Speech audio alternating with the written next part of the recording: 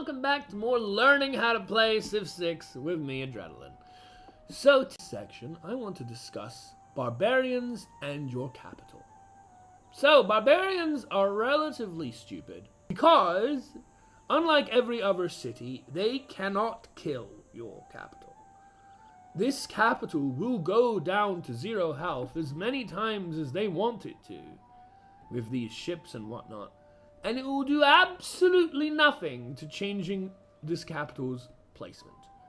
And because I'm not at any war with any nearby neighbors, in fact I'm good friends with them, they're not going to have the ability to, because they can't wage a war against me when we're friends. So this Babylon, even though it is on like no health, 21 out of 200, 10% health, is under no real danger whatsoever.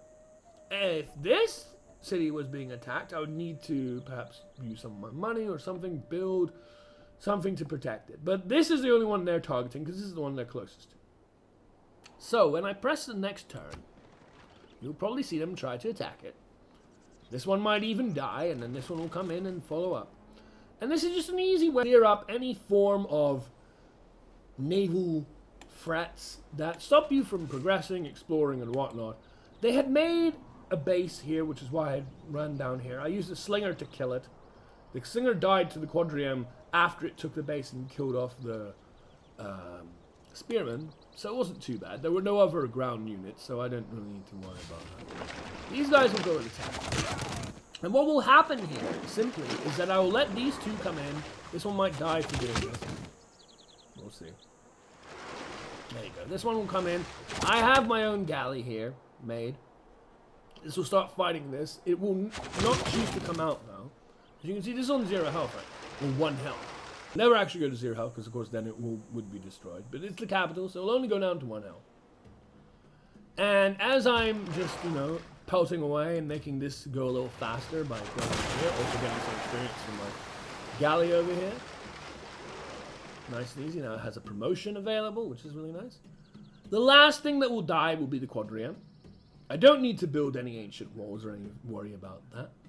And I'll just deal with this when I need to. I also done all the damage to this quadrium with my galley, because it doesn't actually take damage, unlike the galleys that, headbutt into the capital. And in a few turns this will all be cleared, and then I'll be able to use my builder. It'll be able to repair this fishing boats occupying these whales right now, and we'll be back good as running, and there'll be no problem. So if there is a problem with naval barbarians, don't worry about them hitting your cap. And if anything, your cap can be used to just sponge all of it, and then they can easily be dealt with. In this video, I'm going to explain how to outsmart the AI in order to take a nice, quick, and clean barbarian camp. Barbarians pose arguably the greatest threat to an early game, and left unattended can easily be the end of a premature victory. In this situation, we have a warrior and we have a slinger on the other side. It is important to know that spearmen barbarians and the such like do love to go after slingers. And we are going to use that to our advantage to make sure we can punish them for trying to take down the slinger. So we'll move the slinger over here. We'll move the warrior over here. Ready to take the barbarian camp next door. We'll then press Shift Enter and not worry about the rest of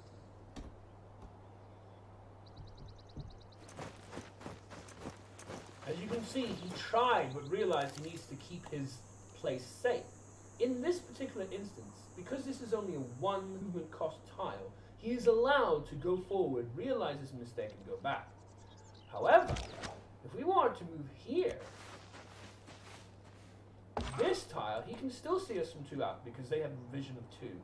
This tile is not 1, this tile is 2. So once he realizes his mistake, because he will not be able to return back, and we will be able to snag our free camp.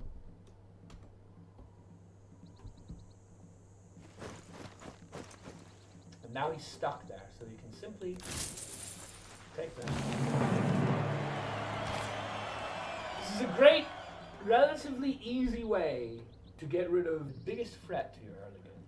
Bear in mind, though, that another early game factor that you might want to consider but not shown currently here, is the boost for bronze working, which requires you to kill 3 barbarians. And obviously, you could consider that this barbarian camp, since I don't have 3 barbarians killed, could be a good way to farm a couple barbarians first and get that boost before trying to worry about dealing with the problem. But it's a dangerous game. These sort of camps can easily be spawning another unit every single turn. You're not going to be able to kill as many as they spawn out in a lot of cases. And at that point, you're asking for trouble. Hello, you joined me in the middle part of this game. I'm about to get Statue of Liberty, but more importantly, look at all these barbs! How do we deal with all these barbs? Well, in my opinion, one of the most underrated, one of the most powerful. Honestly, I really want to try the new Qin Shi Huang because apparently he has this just straight up as an ability. Imagine getting a scout. I don't know if it works for Yukon units, by the way, but like turning a scout into doing one of these charges. We have a way of dealing with 1,000,000 barbs, but you need to get a little bit lucky, especially if you don't get Yerevan. I love Yerevan, and it's not just because of fucking pressure and translator and proselytizer. I get that. That's not why. The real reason why I love Yerevan is because it would guarantee this, but instead we got lucky. And what is it? It is conversion. Because with these charges, we'll be able to clear this bull. Also, they have a couple here, which is helping us. The Creed, they're always very friendly and helpful. So yeah, in the next couple of turns, you'll see us hopefully get rid of all this nonsense. So, they kindly made this very easy for us. 4 units. You see, people who do not understand the power of being able to convert for barbs and such think you can get maybe 1 or 2 barbs. 1 or 2 barbs is never a problem. So you're not gonna get 1 or 2 barbs. The new China that can do that with any military and potentially maybe reconnaissance, if you can do it with scouts unit. Like, I have to spend at least 150, maybe more, progressive of faith for an apostle, and either find and choose Yerevan, or be lucky enough to be able to choose Heathen conversion, versus China, which can just do this. From my over 100 now wins on Deity, let me tell you, it is far from uncommon to need help with barbs. And to have a whole bunch of barbs and barb units, this is more than enough to take down a city-state, perhaps. You know, make your own army. One of my most valued aspects of my religion, and I love religion for a variety of things, Mahabodhi, pagodas, and the like, is Heathen conversion. So, all hail Heathen conversion! Hello, you enjoy me in a pretty productive game with China that has been growing throughout, and we're settled here on a new continent and trying to make our way, but we have a whole bunch of barbs to deal with. And as you can see, all I have is a small infantry, which, while is a strong unit, is 1 unit defending a city without even any walls. It's been focusing on building harbor and production aspects rather than necessarily defenses. So, yes, I have money. Yes, I have all sorts of things. As you can see, even if we kill this unit, we still need to then step onto this barbarian camp. This barbarian camp is on a 2 movement tile. If we just want to cut to the chase, as it were, what you can always do, and don't forget, especially if you have quite a bit of money,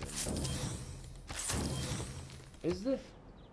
Now, granted, it's given us 2 more barbs to worry about, but of course, we're tried and trusted take all command of adjacent barbs. If anything, they've given us more strength to be able to deal with any remaining stragglers down here, like this field cannon, and so on, and maybe even the opportunity to get this settler.